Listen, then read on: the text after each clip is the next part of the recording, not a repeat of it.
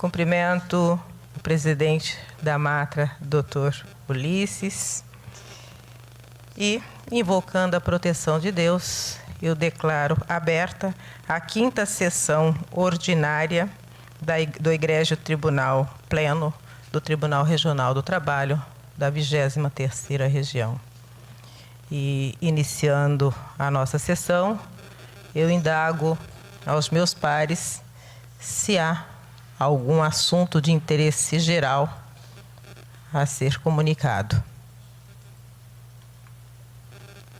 E não havendo, também já consultei aqui a Secretaria, não tem qualquer processo a ser retirado de pauta, então nós vamos iniciar com os processos com sustentação oral, com a preferência para os advogados que estão presentes, como de praxe. Vou só entrar aqui agora. Tá.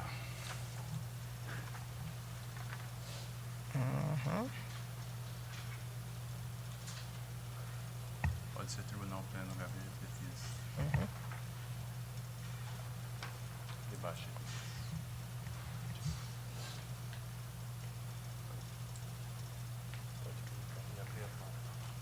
Em 2 salas da primeira. Posso? Pode apregoar o primeiro. Primeiro da ordem de inscrição, pauta 3, dissídio coletivo 46, dígito 51 de 2025, relatora desembargadora Beatriz Teodoro, sustentação oral pelo advogado Bruno José Risse Boaventura, em defesa do suscitante. Com a palavra a relatora. Bom dia, doutor Bruno. Eu estou extinguindo sem resolução de mérito com fulcro no 485, inciso 6 do Código de Processo Civil, aplicado subsidiariamente ao processo de trabalho, o presente dissídio coletivo quanto às cláusulas constantes da petição inicial, excetuando-se aquela relativa ao auxílio alimentação. No mérito, eu estou julgando improcedente o pedido de restabelecimento da cláusula de estabelecimento da cláusula de auxílio alimentação e, consequentemente, condeno o sindicato suscitante ao pagamento de honorários advocatícios sucumbenciais à parte suscitada, no montante de 15% do valor da causa. Também estou condenando em custas no importe de R$20. Desembargadora Beatriz, um pouquinho mais próximo ao microfone, por favor. Acho que eu estou com a pilha fraca. Toda a leitura? Não. Eu acho que não dava para ouvir direito, mas aqui o voto já está disponível, né? Para os doutora, a senhora escutou? Sim. E eu acho que... Muito obrigada. Tá. Então, doutor Bruno, bom dia. O senhor tem a palavra. O Ministério Público vai se manifestar, excelência? Não tem aqui registrado. Tá. Já houve a manifestação por escrito. Ah, sim. Tá.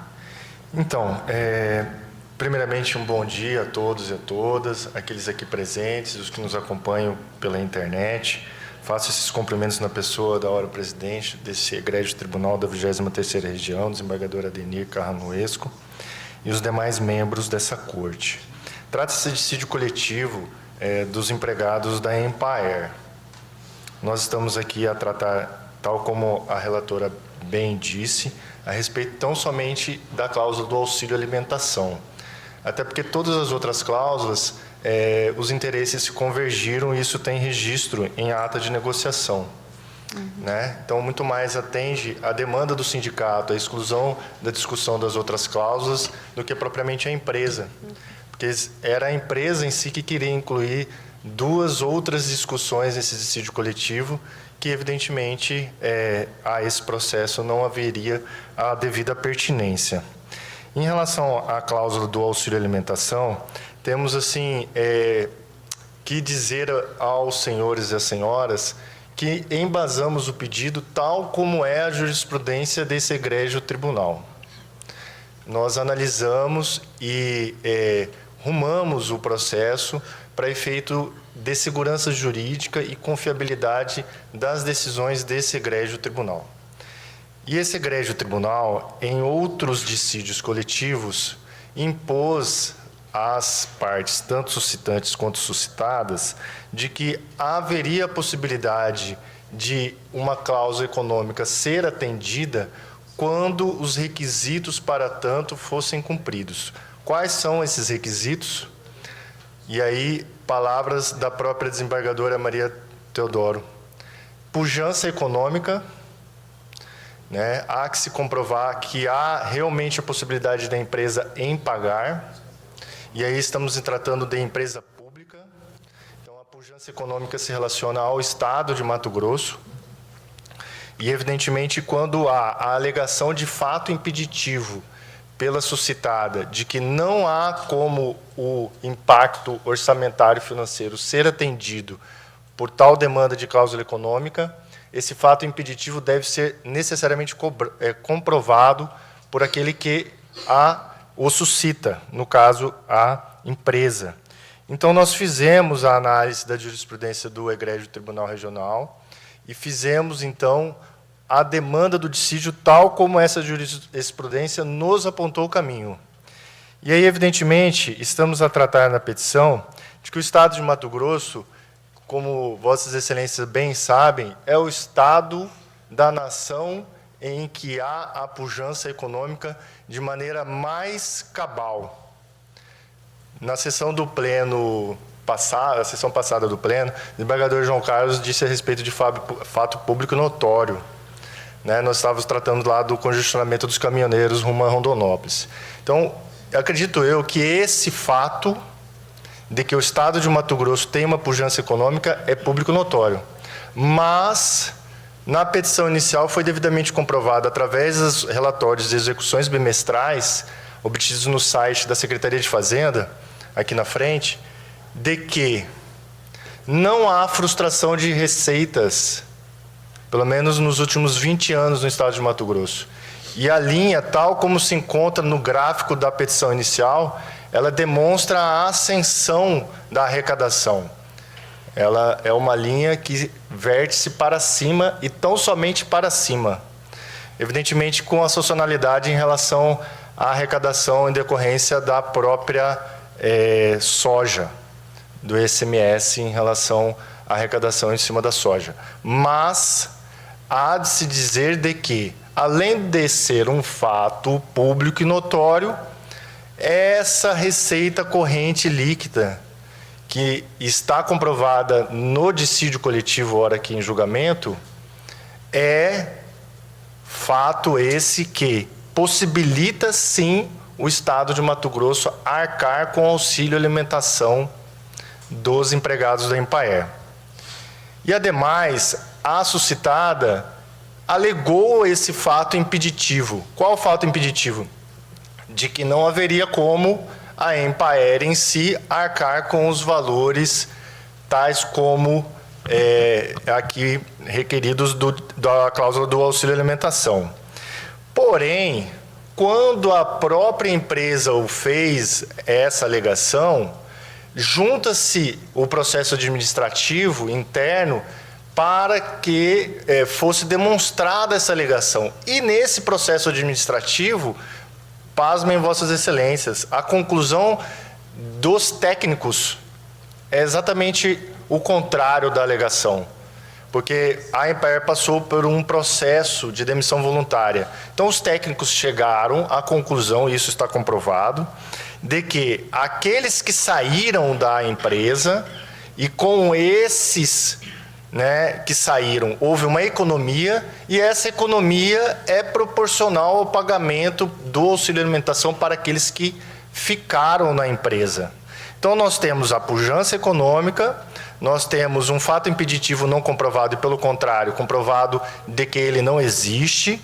E, evidentemente, aqui eu tenho a ressaltar, por isso eu fiz questão de mencionar o Ministério Público do Trabalho, o parecer do Dr. Bruno, foi dado na sessão. O desembargador Guiomar bem presidiu a sessão. Lembra-se de que o Dr. Bruno, enquanto membro do Ministério Público, disse de que as empresas estatais, tal como MTI, Metamate, MT Desenvolve e todas as outras, recebem o auxílio alimentação. E por essa natureza de caráter, né, como o nome mesmo diz, né, de alimentação, era necessário que houvesse a igualdade no tratamento dos empregados públicos. Então, não haveria razão de não se pagar o auxílio alimentação tão somente para os empregados da Empaer, quando o Estado de Mato Grosso faz para todas as outras empresas públicas. Então, por essas razões, e evidentemente, né, calçado, fundamentado, baseado nesses precedentes que inclusive nós aqui citamos, e inclusive faço questão de citar o processo 2461 de 2023, inclusive de relatoria da própria excelentíssima desembargadora Maria Teodoro Gomes, de que, havendo fato impeditivo não comprovado, tal como é o caso desse processo, há que se atender à suscitação da cláusula econômica, tal como aqui se pede para que se pague o auxílio alimentação aos empregados da Empaer. Eu agradeço e muito a oportunidade e a atenção de Vossas Excelências, desejo um bom dia e um bom dia de trabalho. Obrigado, doutor Bruno. Com a palavra. Eu parabenizo o nobre advogado, mas antes eu preciso fazer uma distinção.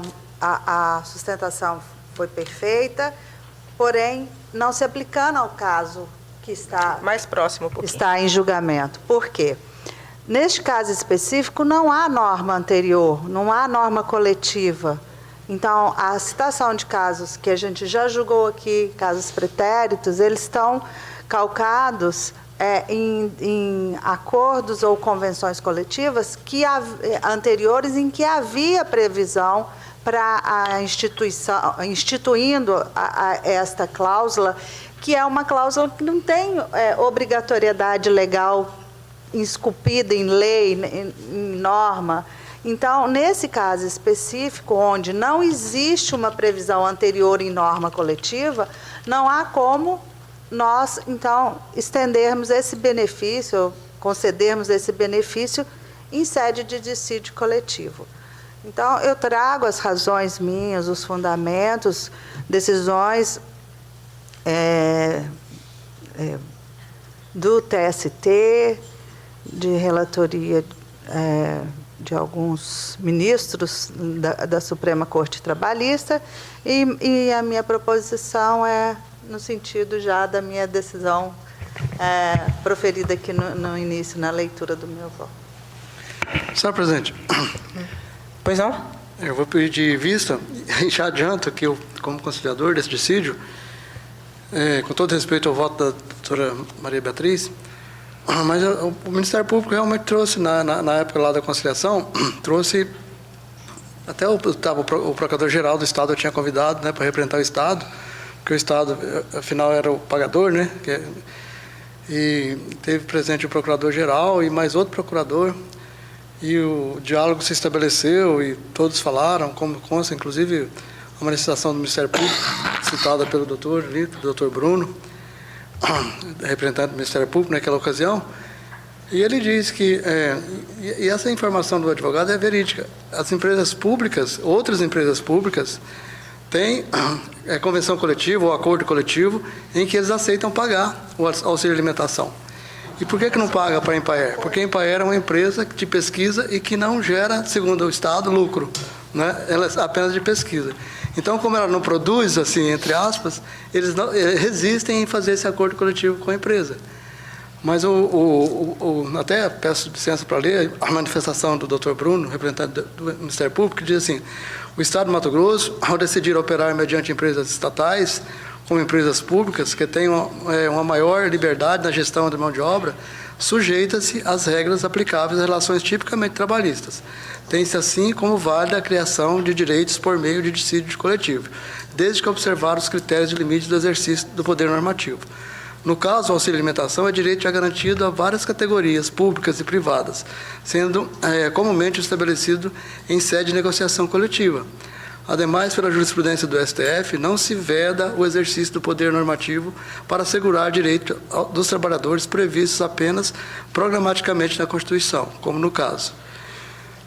Então, eu vou, com essa parte, eu vou pedir vistas para apresentar uma divergência formalizada. Seria isso, senhora presidente. Obrigado, desembargador Aguimar. Eu indago se os demais aguardam. Não, só quero me manifestar. Pois não, desembargador João Carlos. Eu estou vendo o doutor Éder ali. Doutor Éder, ontem na sessão da turma falou que tinha 30... Desembargador, falar um pouquinho mais próximo, por favor. Doutor Éder, ontem na sessão, falou que tinha 38 anos de advocacia no Justiça do Trabalho. Esse ano eu completo 40 anos de Justiça do Trabalho. Não como filho de juiz que sou, mas como funcionário e magistrado. Eu vi sentença normativa. A desembargadora Eleonora é muito nova, muito me permita, de forma elogiosa até, muito baby ainda. Talvez o desembargador Tarcísio tenha visto sentença normativa enquanto funcionário lá em Goiás. A gente tinha que datilografar em 7 vias, não raro uma sentença normativa com 50 páginas. Aqui está falando, e a gente tem que colocar os conceitos muito claros para não se perder na história. Existe poder normativo no Justiça do Trabalho? Existe isso? Porque senão ficam palavras que a história consagrou, mas os conceitos não evoluem. A gente não pode chegar e falar, acabou o poder normativo, e que pena que acabou. Você tem que ter norma pré-existente para que é poder normativo. Então, eu só estou colocando esses conceitos para até o desembargador Aguimar, se puder, me convencer que ainda existe. Porque senão eu vou divergir de fundamentação. E a gente começar a falar, acabou. Não adianta ficar falando bonito poder normativo, sentença normativa, se não tem norma pré-existente. Se não tem norma pré-existente, para que poder normativo? E aí a gente não pode, nos foros próprios, academia, congressos, que eu ainda quero ver um congresso. Eu não morro sem ver um congresso em Peixoto de Azevedo, porque congresso em Natal e Fortaleza é fácil. Mas eu ainda quero ser palestrante num congresso em Peixoto de Azevedo para falar sobre poder normativo. Ou seja, eu vou no lugar onde não existe congresso para falar de uma coisa que não existe. Mas com essa manifestação, eu aguardo a vista do desembargador Aguimar. Eu peço a palavra pela ordem, senhora presidente, só para trazer luzes aqui, que realmente o parecer do Ministério Público ele é brilhante, mas não me vincula e não vincula essa corte. Mas, em contrapartida, eu trago decisão da SDC, cujo teor é vinculante por força dos artigos 926 e 27 do inciso 5 do CPC. Então, assim, eu aprendi com alguns, um mestre, pelo menos, que eu tenho uma convivência bem próxima, de que num colegiado, principalmente num pleno, eu preciso dar uma segurança jurídica para a sociedade, para o jurisdicionado. Então, com base nisso, eu estou decidindo, com todas as razões e fundamentos expostos aqui no meu voto. Não, eu estou divergindo conceitualmente, eu não estou divergindo no mérito, não. Mas conceitualmente eu estou divergindo. Está usando a palavra poder normativo, sentença normativa e coisa e tal, que são coisas que não existem. Desembargadora Eleonora? Eu ia dizer de direito de resposta, mas não é isso, porque foi um elogio que eu recebo com carinho, o elogio, embora nesse caso especificamente não mereça, porque estou na Justiça do Trabalho desde 1993. Então, vi e minutei como servidora de gabinete da desembargadora Maria Berenice sentenças normativas. Estudei muito sobre isso para conseguir passar no concurso. E só para já antecipando a discussão que a gente percebe virá na próxima sessão, eu responderia que sim, que praticamente foi abolido o poder normativo da Justiça do Trabalho na Emenda Constitucional 45, que é de 2004. Então, desde lá que se exige que haja acordo mesmo entre as partes para que a gente possa exercer, para que a gente possa ter algum poder, o mínimo que sobrou depois da EC 45, de disciplinar essas questões. Então, na verdade, atuei por mais de 10 anos ainda na Justiça do Trabalho com as sentenças normativas e, infelizmente, me parece, a minha visão jurídica é de que, sim, já foi praticamente abolida e é por essa razão que eu estou acompanhando integralmente a relatora. Tá, já registra o voto, desembargadora Eleonora? Eu tenho partido da premissa de que, quando se trata de um voto que eu tenho convicção, eu prefiro já registrar o meu voto para evitar que na sessão seguinte, se por algum motivo eu não puder participar, que haja alguma dificuldade de quórum. Então, como nesse caso estou convicta do voto da relatora, já registro o meu voto. Senhor presidente, posso ter a palavra novamente? Com certeza, vice-presidente. Eu entendo, diferentemente da colega, o poder normativo da Justiça do Trabalho não acabou. O que se exige é a concordância das partes para ingressar com a negociação para a Justiça do Trabalho. Inclusive, as empresas têm aceitado, quando são chamadas na Justiça aqui para mediar um acordo, a partir dessa mediação, e que a empresa inicialmente aceitou para mediar, ela já concordou, né? Se não der acordo, é claro que o poder normativo da Justiça do Trabalho vai entrar, né? E aqui, nesse caso, se não tivesse, por exemplo, se o voto da doutora Beatriz prevalecer, ou se não prevalecesse, é claro que poderíamos estabelecer regras para determinar que a Empaer pague o auxílio alimentação, e pelo poder normativo. O fato dela tentar negociar, aceitar a negociação perante o judiciário, já é indício de que ela aceita, caso seja fracassado, que ela aceita o poder normativo da Justiça do Trabalho. É isso que o processo vem concluído para a gente fazer. E quantas vezes a gente não regulamentou aqui? Não está em dúvida o poder normativo da Justiça do Trabalho, que prevalece. O problema só foi que colocou constitucionalmente uma conciliação das partes para que se ingresse na Justiça. Né? Estando conciliadas, mas as partes, agora os sindicatos, estão usando dessa alternativa de pedir a mediação. Quando a empresa aceita a mediação, ela praticamente aceita também que não haja mediação, que a Justiça regulamente. É esse o meu entendimento. O poder normativo da Justiça do Trabalho está em pleno vigor, com apenas essa restrição de que há necessidade de ter um acordo para se entabular ou a conciliação, e não havendo conciliação, que a Justiça regre. É dessa forma que eu entendo. Por isso que estou pedindo vista, porque eu vou divergir nesse sentido. Ok, obrigado, desembargadora Guimar. É interessante que no voto da desembargadora Beatriz, ela traz uma vinculação com as decisões superiores, com os precedentes. E com essa nova cultura, né, transformadora de construção do julgado a partir dos precedentes das cortes superiores, até a definição de direito, ela sai daquela parte romântica que a gente tinha no mundo acadêmico, né? E a gente pode até dizer que a definição hoje, numa dimensão pragmática, direito é o que o Supremo disser que é. Direito é o que o TST disser que é direito.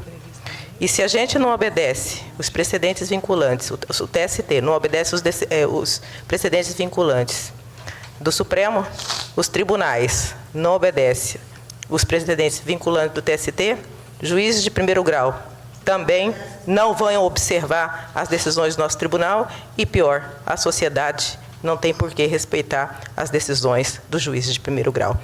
Então, é muito importante essa cultura do precedente que a sociedade brasileira está adotando agora, e por isso que eu vejo que a decisão da desembargadora Beatriz, independente da convicção pessoal dela, que ela geralmente traz aqui o direito como ele é, né, como ele está desenhado no nosso sistema jurídico, e muitas vezes até contrariado internamente, mas cumprindo o dever né, de compromisso que ela fez quando assumiu o cargo de magistrada, de cumprir com a Constituição, com as leis da República, com os valores e regras e princípios, né?